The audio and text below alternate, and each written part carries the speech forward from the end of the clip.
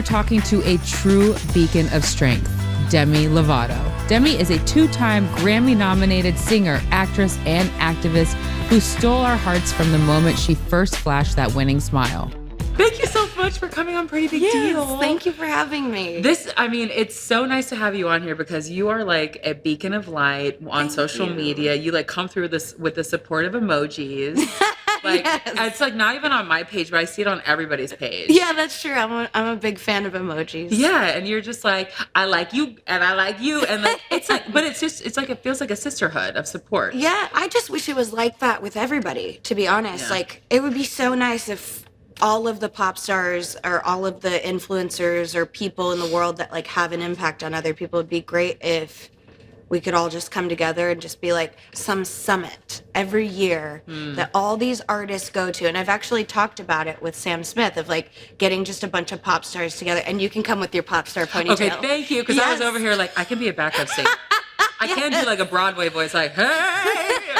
Amazing. Thank you. We were like, we should just like plan a little pop star retreat where we get all of like the influential singers today. We go on vacation somewhere, either tropical or like, then we thought, no, we should go camping because it'd be really funny to have like a whole campground full of security guards and then a whole campground full of pop stars. And like, we have to build our own tents and stuff. It would just be amazing. Oh no, this is a reality show. It would be really great. Yeah. But I think it would be really important and really empowering and important to like come together and figure out like a universal message that we can, like, what is our goal as artists? Like, yes, our goal is to, you know, sell tons of records and sell tons of tickets, whatever. But like, what is our actual goal as the generation that is leading people today through music? Like, how are we going to make a difference? And I think and how can we stick together? I think that's really important. It is important. And now more than ever, you have such a strong voice as a pop artist with social media. I feel like musicians have always had a very strong presence when it comes to anything that means something to them. Mm-hmm. And now more than ever, people are watching. And it's a good thing and a bad thing. Yes. Because there's that saying, you're damned if you do and you're damned if you don't. So like, on one hand, I really want to be that woke person that like knows every issue about everything and like wants to make the best positive impact in every way that I can. Right. But like, reality is, I don't know everything that's going on. For God's sakes, I was homeschooled. Like, oh my gosh.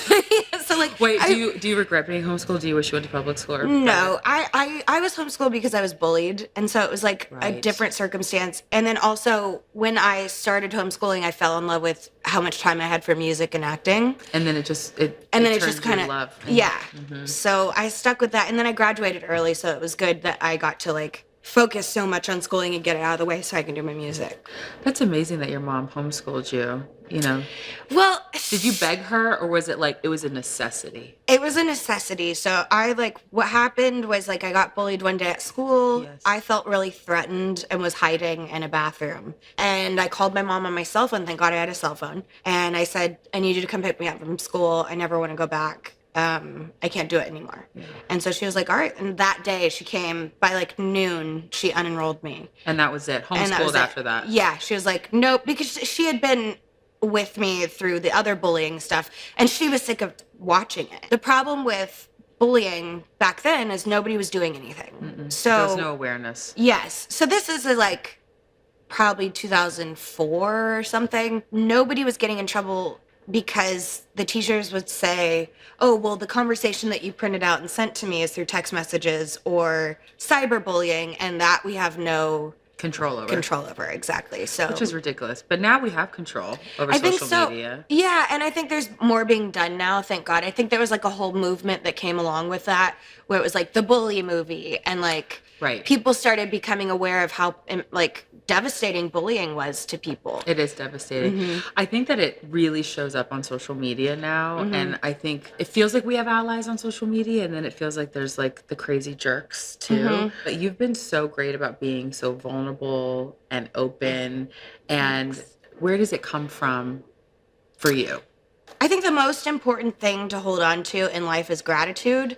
And with gratitude comes humility. Mm. And like, if you can be humble and walk through life as humble as possible, no matter who gives you what or what opportunities come your way, what goals you achieve, If you can walk through life super humble and down to earth through that, then you're good, because you're never going to forget where you came from, and you're never going to take anything for granted. And so I think when I make mistakes, it's important that I own up to them right away and am vulnerable with it and say, hey, look, like, I don't know about certain things. Right. Or you're right, I should have been more educated on this topic or whatever. But it's just about being real. And like, if I'm wrong, I'll admit it. You know, I'll be the first to admit it, and I'll be the first to apologize too. And it does suck sometimes, like, not being able to please everybody, but at the same time, you just have to realize that's you're never going to be able to. Exactly. Right. So just stay true to yourself, and that's all that matters. I think that your bikini picture, I mean, that photo was giving me life. Yes, and you says, my biggest fear, a picture of me in a bikini unedited. Yeah. Yeah. I mean, okay, so I have put up unedited photos or edited photos before. Yeah. Yeah, now it's unedited always. Yeah. But I remember when social media first came out and it was like, okay, Facetune. Yeah. I'm going to spend that $2.99. Exactly. And I would be I would edit the whole thing. I would maybe leave a couple dimples because I'm like, let me just like keep it semi-real. Yeah. And then I would, you know, the little blue button on the bottom and you can see what you did. And then yes. Yes. I feel like it's a trigger. I feel like that blue button is a trigger. Oh, well, first of all, if we're going to talk about triggers, social media in itself is a giant trigger. 100%. I did learn that you can mute some people. Yes. Which is good. You can mute stories and feed. Because I'll admit, I have a few friends that are just like so insanely beautiful that like I love them to death. But even seeing my friends, I'll be like, ugh. Why don't I look like that? I know. And I'm like, those are my friends. And in a normal situation, I would unfollow. Yeah. Because it's triggering for me. But these are people I love. And I just happen to be friends with these like people that are sex symbols ridiculously and ridiculously good looking. So I'm like, oh. I also love blocking people. I love blocking people. Say it.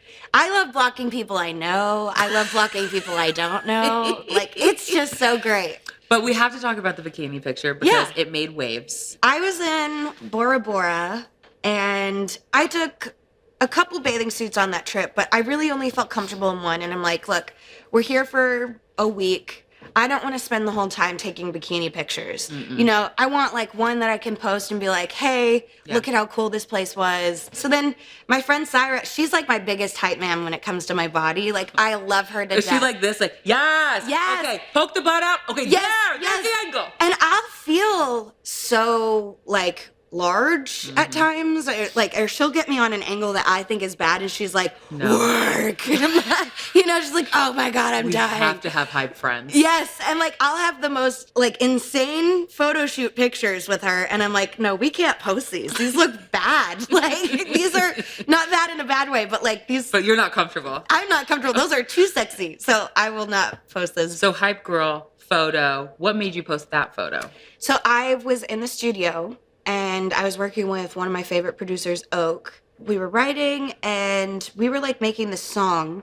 It was like an anthem about like body positivity. Because I was like, we need an anthem. When I go into the next chapter of my career, what do I want it to be? Because I've always done the sexy route. I've never really done the whole like feeling comfortable in yourself. Like, I don't have to be in a one-piece leotard on stage, you know?